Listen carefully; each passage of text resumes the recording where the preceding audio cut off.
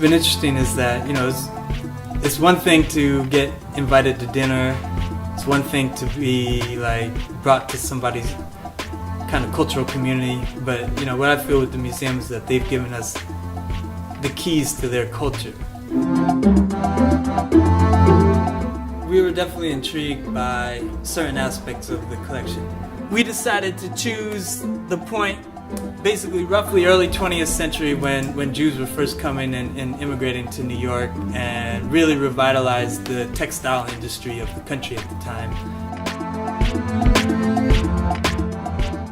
In the case of this project, we took letters and assigned each letter the alphabet, a color, or in this case, a textile pattern. And what we did was we took quotes and phrases from different sources in the museum and transcribed them and just created a 30-foot long tapestry.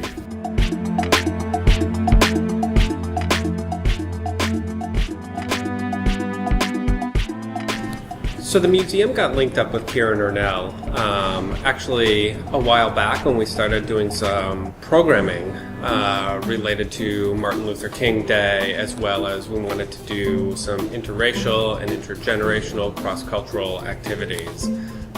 So we worked with them on a couple of different pilot projects, and as we evolved our own thinking about creating opportunities to intervene in the exhibition experience and the visitor experience, the previous history with Keir and Ernel really led us to identify them as fantastic people to become involved in this project.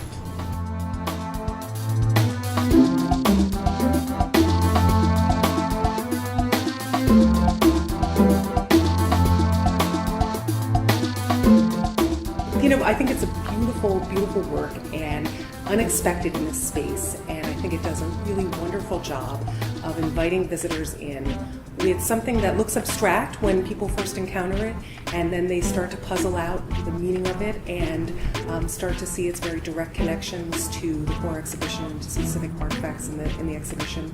So I love that it's simultaneously abstract and also very literal, and I think probably people find lots of different ways to connect to it.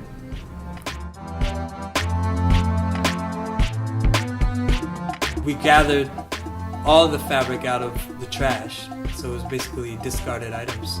We had a variety of different fabrics and different surface materials. When you added it all into the same piece, it really made this salad, this crazy montage of fabric. When I look at the project, I really get this feeling of the rawness of the work, but also the meaning behind it of bringing the text from the museum to life is really thoughtful. So it has this really nice dichotomy there.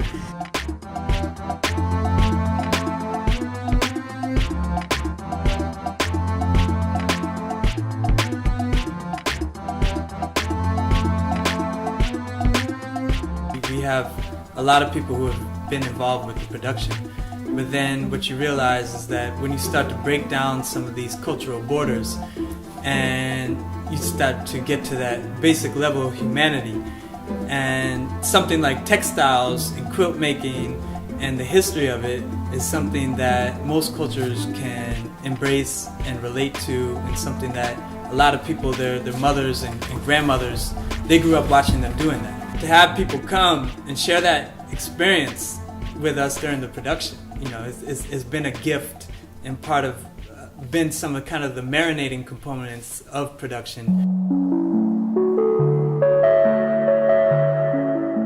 I had a pretty good time, for example, on July 4th, sewing pieces of hemmed up, putting pieces of the fabric together. And sewing, which is not something I do. I'm not a seamstress. I can't even put on a button. So it was interesting to get a little out of my comfort zone and be able to chat with visitors and other staff about our relationship to the project, to Keir and Ernel, to sewing. And I think a lot of those people, like me, come back and look very proudly at the part of the big installation and identify the small piece of it that we were able to participate in.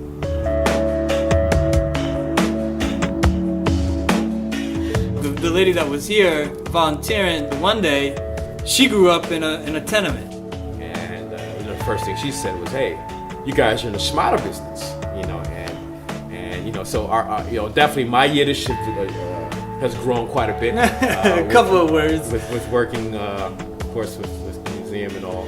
But it's been really eye-opening in a lot of ways. And so so she said, "Hey, you guys are basically in the rag business, man. You're in the schmatter business, right?"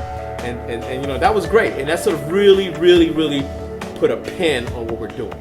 That we are taking rags and we're transforming them into your art. livelihood or your art. Yeah, and so I think she summed it all up. And so that's been a great way to sort of describe what we're doing. We're in the schmatter business. Definitely.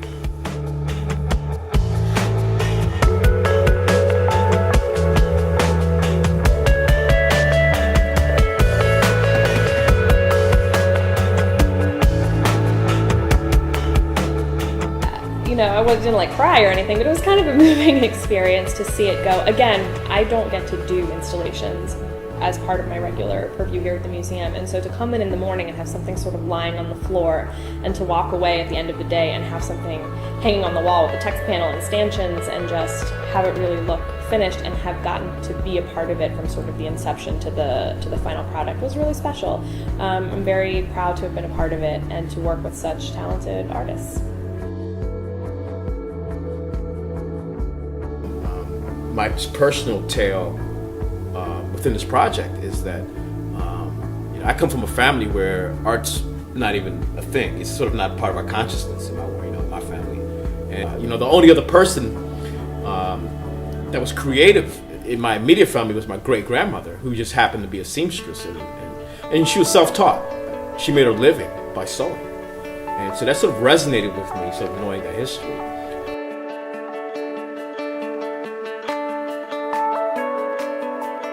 So this being a history museum, I think that visitors often don't think about what role art plays in narrating the history of a particular people or of our own national story. And I think by inviting artists in, it not only brings a fresh perspective and fresh interpretation on the story we already tell in this museum, but I think it brings surprising opportunities for our visitors to experience history in a whole new way, in a whole new light, and through the eyes or through the lens of a whole new set of important interpreters.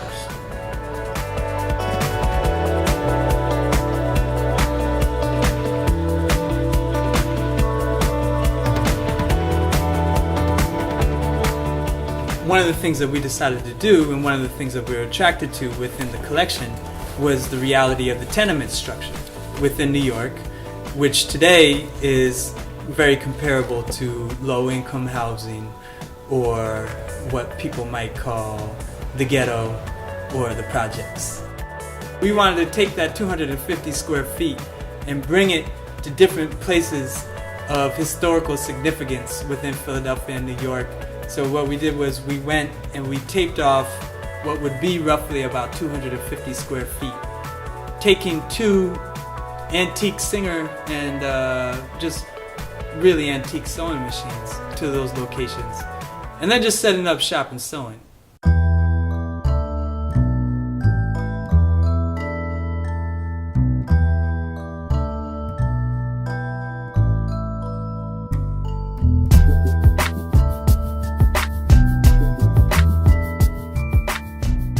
You'll be amazed of some of the looks and responses you would get if you just see two brothers posted up on a corner with antique sewing machines, and we just sit there and we would just sew, man, and sort of just try to taking that experience, just sort of the meditative process of just sort of sewing things together.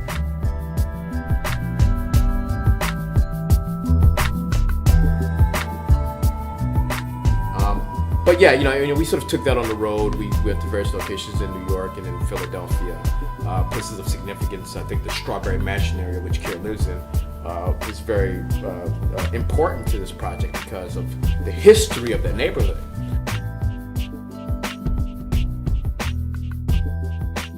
But we went to these areas because of of the old sort of Jewish community sort of still resonated within this neighborhood. We still had 2 synagogues that we set up in front of, or what once were synagogues, but are now Baptist churches.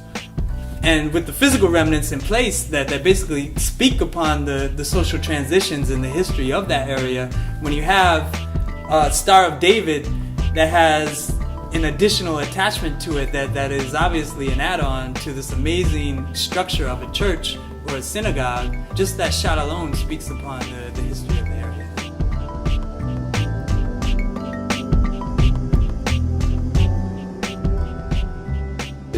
It's interesting that the people who were brave enough to interact with us tended to be children.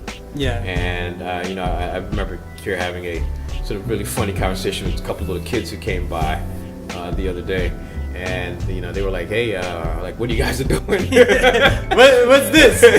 and Keir like, "Hey, man, you ever seen soil before?"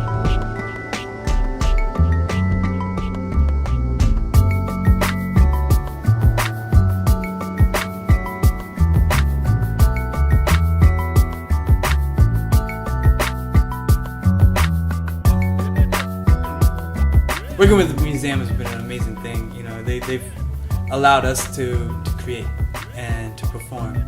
And at the end of the day, as artists, that's all you search out for in life is the resources and the facilities to just do what you feel you need to do, with purpose at that. It's like, at this point in life, the power of our collective is 1, collaboration, but then 2, our advocacy. It's like we really look to go out and have socially involved components to our production, to the projects that we pick, and to the themes that we're invested in.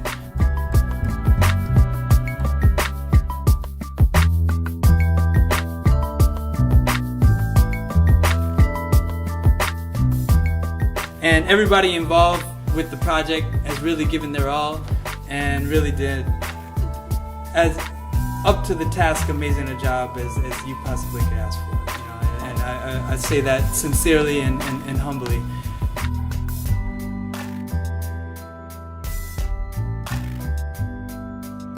And again, I'm really pleased with how the piece turned out, and and I hope that the museum goers and staff and everyone that's involved in this project is sort of as amazed or appreciative of sort of the outcome as I am. I love the piece as a work of art, and yeah, man, I don't think we could have done a better project if we tried.